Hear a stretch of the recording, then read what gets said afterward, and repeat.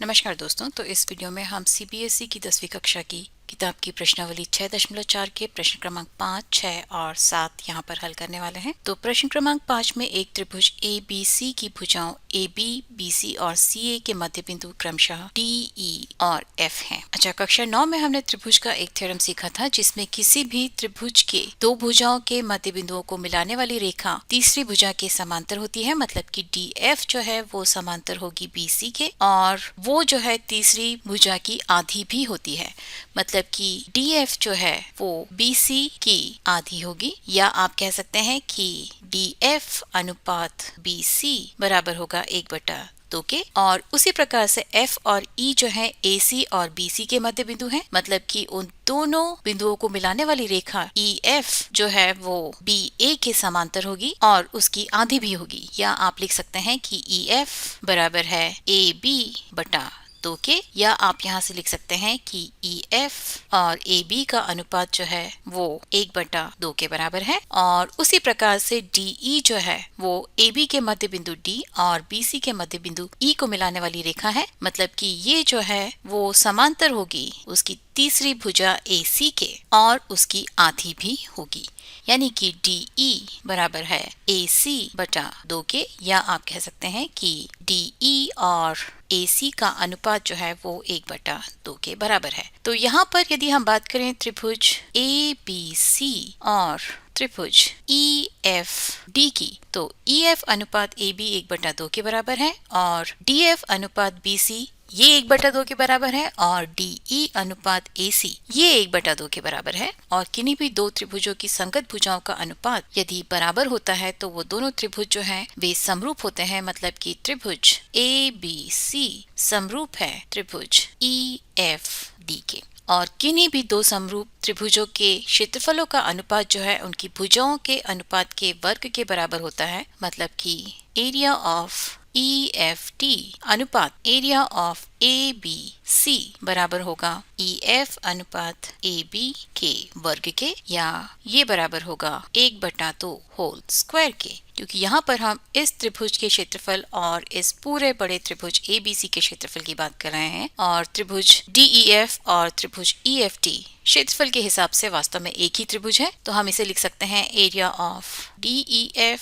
अनुपात area of ABC बराबर होगा 1/4 के। और यही जो है वो हमें यहाँ पर ज्ञात करना था। और अभी हम छठवें प्रश्न की तरफ चलते हैं। छठवें प्रश्न में हमें सिद्ध करना है कि दो समरूप त्रिभुजों के क्षेत्रफल का अनुपात इनकी संगत माध्यिकाओं के अनुपात का वर्ग होता है। तो हमारे पास दो त्रिभुज हैं, त्रिभुज ABC और त्रिभुज EFG। ये दोनों के दोनों समरूप हैं। मतलब कि इनके संगत कोण आपस में बराबर हैं और इनकी संगत भुजाओं का अनुपात भी जो है वो भी आपस में बराबर है। यानी कि ये वाला कोण जो है वो इस कोण के बराबर होगा और ये वाला पूरा कोण जो है वो इस पूरे कोण के बराबर होगा, और ये वाला तीसरा कोण जो है वो इस तीसरे कोण G के बराबर होगा। और चूंकि AD त्रिभुज ABC की माध्यिका है, मतलब कि वो भुजा BC को दो बराबर भागों में विभाजित करेगी, यानी कि BD बराबर है DC के। और EH जो है त्रिभुज EFG की माध्यिका है, तो ये भुजा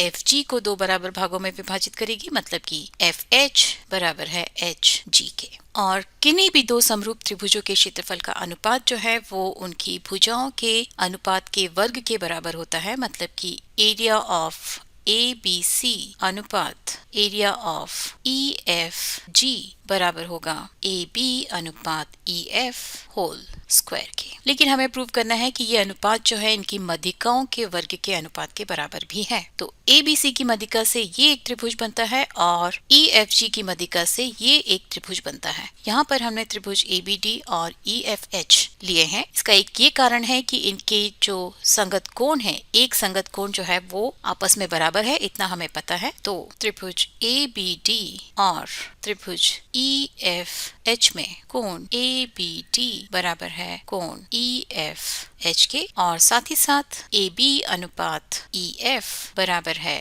BD अनुपात F एच के। और ऐसा क्यों है? क्योंकि त्रिभुज ABC और त्रिभुज EFG वो दोनों के दोनों समरूप हैं, मतलब कि इनकी संगत भुजाओं का अनुपात जो है वो बराबर है। तो AB अनुपात EF बराबर है BC अनुपात FG के, और इसे यदि हम 2 से विभाजित कर दें तो हमें मिल जाता है BD अनुपात FH, क्योंकि D जो है वो BC का मध्य बिंदु है और H जो है वो FG का मध्य बिंदु है। तो यहाँ पर इन दोनों त्रिभुजों में हम देख सकते हैं कि इनका एक कोण आपस में बराबर है, और उस कोण को बनाने वाली जो दो भुजाएं हैं वे आपस में समानुपाती हैं। मतलब कि ये दोनों त्रिभुज जो हैं वो भी समरूप हैं, या आप कह सकते हैं कि त्रिभुज ABD समरूप है त्रिभुज EFH के। मतलब कि आप कह सकते हैं कि इनकी तीसरी भुजा जो है वो भी इस अनुपात में होगी, या आप लिख सकते हैं कि AB अनुपात EF जो है वो बराबर हो जाएगा AD अनुपात EH के। ठीक है, तो यहाँ पर इसे यदि हम इक्वेशन नंबर 1 माने तो इक्वेशन 1 में हम AB बटा EF की जगह पर ED बटा EH लिख सकते हैं। तो आप यहाँ से लिख सकते हैं कि एरिया ऑफ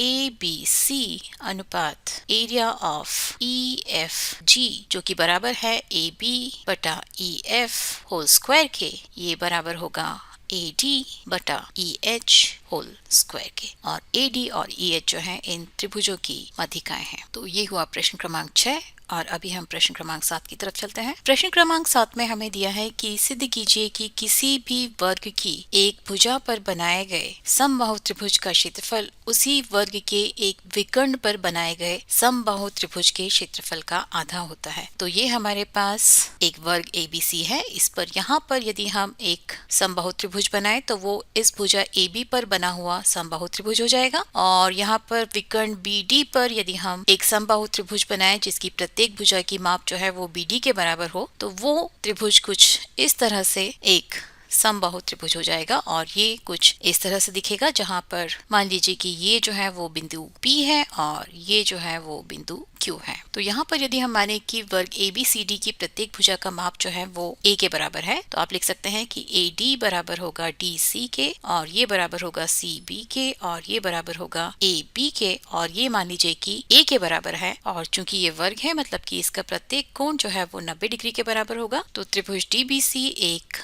समकोण त्रिभुज हो जाएगा, जिसमें DB स्क्वायर बराबर होगा DC square plus BC square के, या आप कह सकते हैं कि DB बराबर हो जाएगा square root of A square plus A square के, क्योंकि DC बराबर है BC के और दोनों के दोनों A के बराबर है। तो ये बराबर हो जाएगा A रूट 2 के। मतलब कि त्रिभुज ABP की प्रत्येक भुजा का माप जो है वो A के बराबर है, और त्रिभुज DBQ की प्रत्येक भुजा का माप जो है वो A रूट 2 के बराबर है।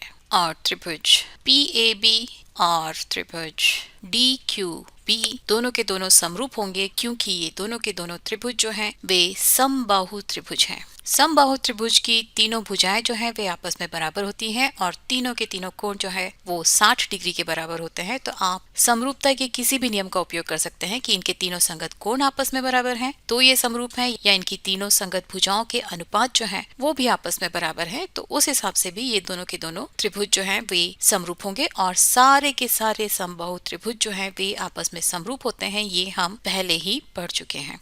तो चूंकि ये दोनों त्रिभुज जो है वे समरूप हैं, तो इनके क्षेत्रफल का अनुपात जो है यानी कि एरिया ऑफ PAB अनुपात एरिया ऑफ DQB ये बराबर होगा इनकी भुजाओं के अनुपात के वर्ग के, यानी कि ये बराबर होगा AB अनुपात QB होल स्क्वायर के। तो AB जो है वो A के बराबर है और QB जो है वो A रूट 2 के बराबर है, तो ये इसके वर्ग के बराबर होगा। यहाँ पर इस A से ये कैंसिल हो जाएगा और आपको मिलेगा 1/2 रूट। तो यहाँ से आप देख सकते हैं कि किसी भी वर्ग की एक भुजा पर बनाए हुए समबाहु त्रिभुज का क्षेत्रफल यानी कि इस त्रिभुज और उसी वर्ग के विकर्ण पर बनाए हुए एक समबाहु त्रिभुज यानी कि इस त्रिभुज इन दोनों के क्षेत्रफल का अनुपात 1/2 है, या भुजा पर बनाए हुए त्रिभुज का क्षेत्रफल उसके विकर्ण पर बनाए हुए त्रिभुज के क्षेत्रफल का आधा होता है।